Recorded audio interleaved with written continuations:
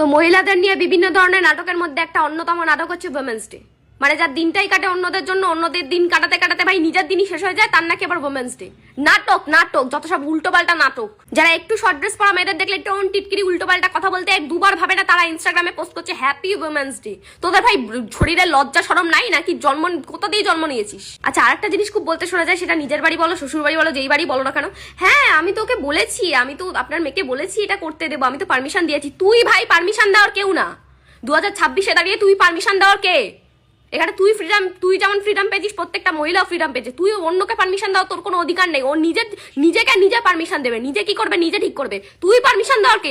অত নাটক দেখাতে হবে না তোমার। একটা মেয়ে সংসার করতে ভালোবাসে, তাই সে চায় সে তার বিয়ে হোক, তার স্বামী হোক, তার সংসার হোক, তাই সে নিজের বাড়িটা ছেড়ে অন্যের বাড়িতে যায়। নিজের বাড়িটাই ছাড়ে ভাই, নিজের ফ্রিডম ছেড়ে আসে না যে তুই পারমিশন দিবি যে হ্যাঁ এটা হবে কি হবে না, এটা করবে কি করবে না, এমনটা নয়। আর এই সব নাটকের মধ্যে একটা ভাইরাল নাটক এখন যোগ হয়েছে, মানে আগে দিয়েই ছিল, অনেকদিন আগে দিয়ে, সেটা হচ্ছে ইকুয়ালিটি।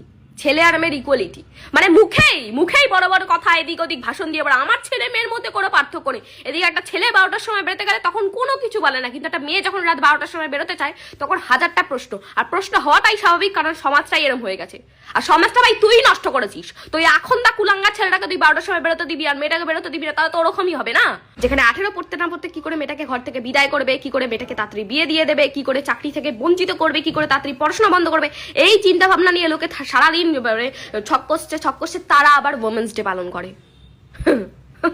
ইভেন কদিন আগে হোলিতেও যারা মেয়েদের গায়ে রং লাগানোর জন্য হাত দেয়নি, হাত দেওয়ার জন্য রং লাগিয়েছে, তারাও আজকে লিখছে হ্যাপি উইমেন্স ডে, হোয়াটসঅ্যাপে স্ট্যাটাস দিচ্ছে। তোদের লজ্জা করে না?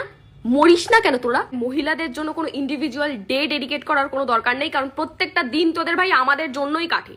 তো এত কথার পরে আমি লাস্টে কোনো ইমোশনাল স্পিচ দেবো না যে হ্যাঁ এর জন্য সম্মান করো, রেসপেক্ট করো, এটা ভালো হবে, একদমই না ভাই। দিস ইজ সোয়াগ, যে আমাদের জন্যই ভাই তোদের দিন কাটে। আলাদা করে ইন্ডিভিজুয়ালি আমাদের উইশ করার কোনো দরকার নেই যে হ্যাপি উইমেন্স ডে।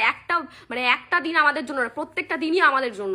তার জন্য রেসপেক্ট করতে শেখ, দিয়ে দেবো একদম। রেসপেক্ট করতে শেখ, আলাদা করে কোনো দিন আবার নাটকগিরি করে দিন আলাদা করে, নাটক যত।